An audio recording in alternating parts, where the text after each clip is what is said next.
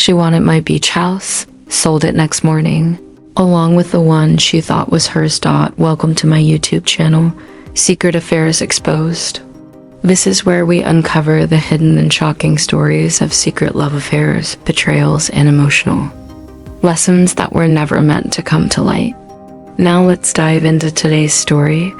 I stood behind a marble pillar at my son's wedding reception, watching my new daughter-in-law giggle with her friend. She didn't see me, or maybe she didn't care.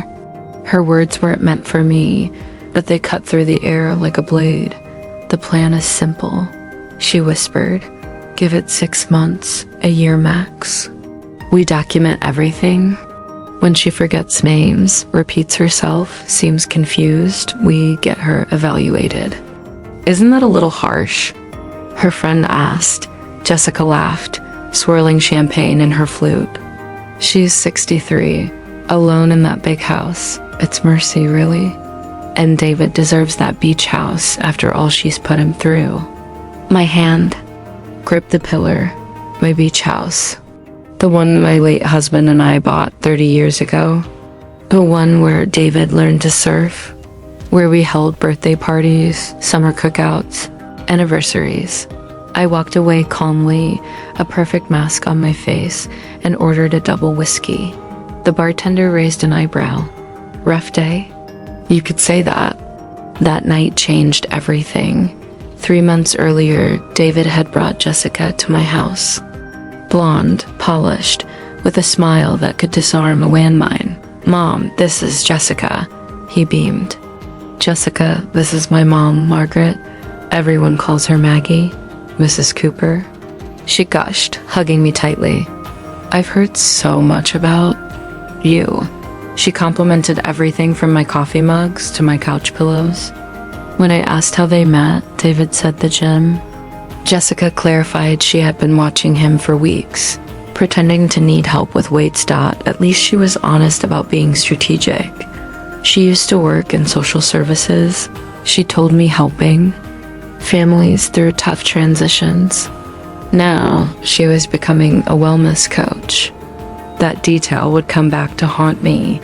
Over the following weeks, Jessica inserted herself into everything. She rearranged my kitchen, brought over books I hadn't asked for, suggested that David help manage my investments. It must be overwhelming. At your age, she smiled. David, who had never cared about finances before Jessica, suddenly had ideas. David mentioned you handle all your money yourself. Maybe he can help take the burden off, Jessica said while drying dishes. I've been managing money longer than you've been alive, I replied. She giggled. Of course. Just worried about you being alone. Like, alone was a disease. Then came the property. The house I had bought as an investment. David was staying there temporarily after his last breakup. Jessica and I are moving in together, he announced, into our house. Have you thought about when you'll take over mortgage payments? I asked. His face fell. We're family. Can't we work something out? Jessica placed a hand over mine. Maggie, I hope you don't think I'm pushing him. Maybe we start slow. David can cover utilities, then work up to mortgage payments. I just don't want him overwhelmed. Overwhelmed by paying rent at 32. They moved in a month. Jessica redecorated. Bills stopped coming to me. Mortgage payments never started. I called one evening. Jessica answered. David's in the shower. We were meaning to talk. Money's been tight. We'll start fresh next month. Next month never came. Then a new BMW appeared in the driveway. David's old Honda was gone. I called. Nice car. Long pause. Jessica needed reliable transportation for her coaching business. How wonderful. And the mortgage, David sighed. We need to talk. Jessica thinks you're being controlling about the money. Like you're using the house as leverage. Controlling. For wanting my adult son to pay his own bills. That Friday, I visited my attorney, Thomas. I want to sell both properties. I said, the beach house and Maple Street. Are you sure? Absolutely, discreetly. quickly. I also had a request. Look into Jessica Morrison. Background, employment, everything. Weeks passed. Then the call came from David. We got a notice. The house is being sold. We have to move. Who's selling it? I asked. Very funny, Mom. I went over. He looked wrecked. You can't just do this, he said. Actually, I can. Check your lease. He blinked. I thought that was family paperwork. All contracts are just paper until they're broken. Jessica wasn't home, probably pretending to run her wellness business. I asked how she was funding it. Investors, David said. Do these investors know you've been living rent-free? We're family, Mom. Exactly. When was the last time you helped me? He had no answer. As I left, I turned back. The beach house is sold too, in case Jessica was counting on it for retirement. 3 weeks of silence.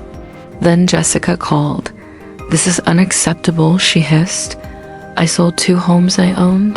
That's legal. David deserves better. He deserves a mother who raised him to be independent. I failed at that. Then came the threat. David's been forgetting things, getting confused. I'm worried about his mental health. My blood ran cold. She continued. I think the whole family needs therapy. This dynamic is toxic, especially you. Elder care specialists could help. I knew where this was going. She was building a case. The intervention came on a Tuesday. David arrived with Jessica, a doctor, a nurse. We're here to help. A set ID. I played along. Let me pack a bag. Upstairs, I made 3 calls. First to Thomas. It's happening. Execute the plan. Second, to my bank. I need my safety deposit box. Third, to Detective Morrison. It's time we talked about your sister. The facility was sterile, the staff polite. I answered their questions, passed their tests, and made friends. Nurse Angela handed me a manila envelope. Inside, Jessica's entire history. Fraud, elder abuse, lawsuits. The doctor declared me competent. Jessica and David picked me up. Jessica smiled.